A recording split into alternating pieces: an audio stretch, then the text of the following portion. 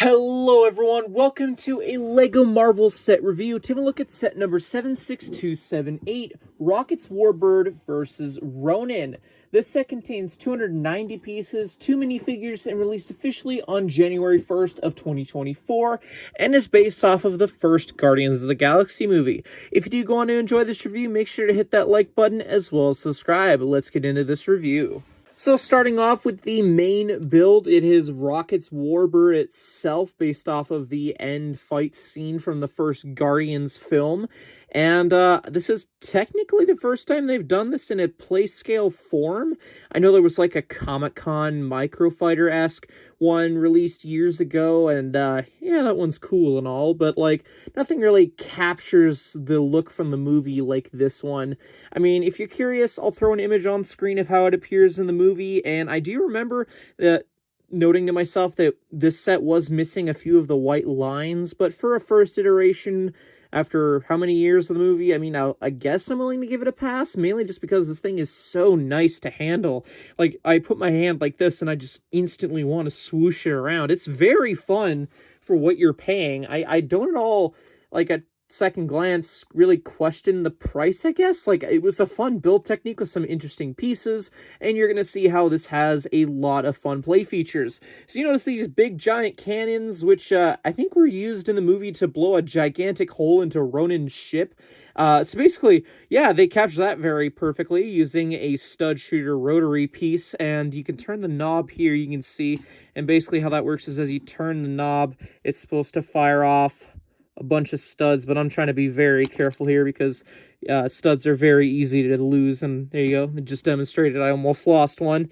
But yeah, you could turn this really fast, and you could like shoot off all the studs in there. They do give you some extras, which we'll talk about when we talk about the extras, but still, you got one on either end for that. And then also, you have some big little cannons up here, and that's meant for some spring-loaded shooters.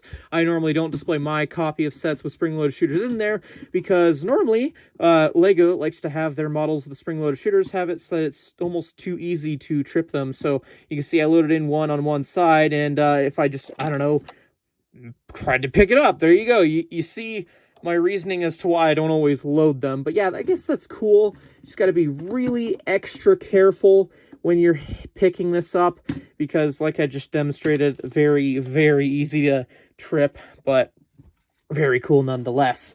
Anywho, if we open up the little cockpit area, you can see there is a printed cheese slope. That is cool. It shows some like computer design as well as some jumpers right there to fit Rocket Raccoon himself. So taking the included minifigure, we can just close that and boom, you can see him through the little cockpit right there. Very, very nice indeed. And now Rocket does come with a blaster, and there's not a specific area for you to put that. I do find that if you guys can see, I don't know if I can get the lighting just right, there's like some 1x2 gray bricks behind there. You can kind of just, I don't know, get your fingers in there and kind of place it on those studs. You're going to have to play around with it a little bit. It's kind of just my little makeshift way for weapons storage, which in the end works pretty well. You guys can see how that looks, and that fits the minifigure in there like so, and he fits snug as a bug. But yeah, like I said, very fun build techniques. I like the look of this overall. Only complaint I have is just the white streaks not really matching up with what appears in the show. But that's fine. I'm willing to overlook that for something that is overall very nice. Anywho, that's enough talking about the build. Let's have a look at the included minifigures.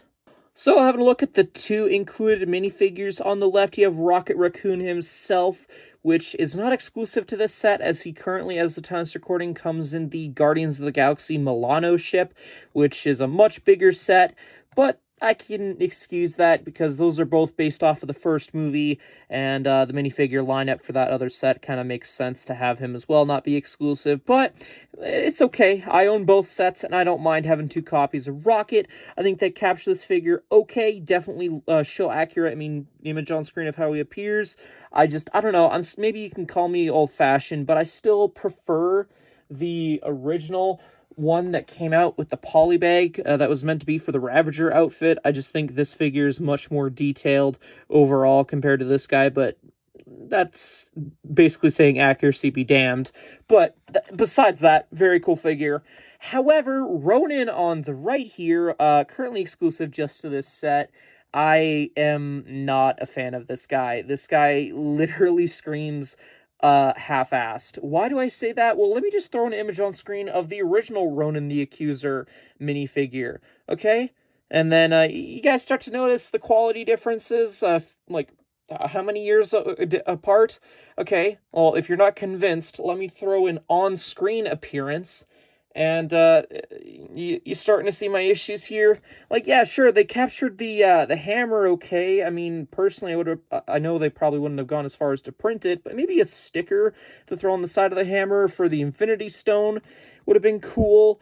Just that little extra bit of detail to make up for this horrible figure. I don't know, it doesn't sit well with me. Like, yes, it's a great inclusion, but after it's all said and done and this is what we got, I would have preferred another character like Nebula, if I'm being honest. Like, yeah, Ronan's iconic as the villain, but just look at this guy. Like, he's so lazily done. Like, even the cape, I was like, that's a questionable choice. I don't remember the cape being anything fancy schmancy.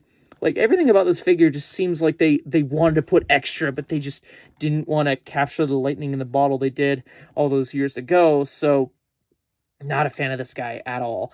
Kind of seems half-assed. Again, would have preferred Nebula over this guy. Just, ugh. Anywho, not much else to say about these minifigures. Let's move on to the other stuff included with this set. Having a look at the included instructions, the instruction booklet is quite large for some reason. Just seems inconsistent with other sets at this price point. Flipping it open, though, you have Rocket Raccoon, fittingly, as the progress bar. Like I said, very fun build process. I didn't hate anything about this whatsoever, and like I said about the details, very well represented. But yeah, flipping all the way to the back. Yay, you completed the model. Now get him to face off against the inaccurate Ronan. And then you just have a parts listing for 2 pages, and then just a win at the back.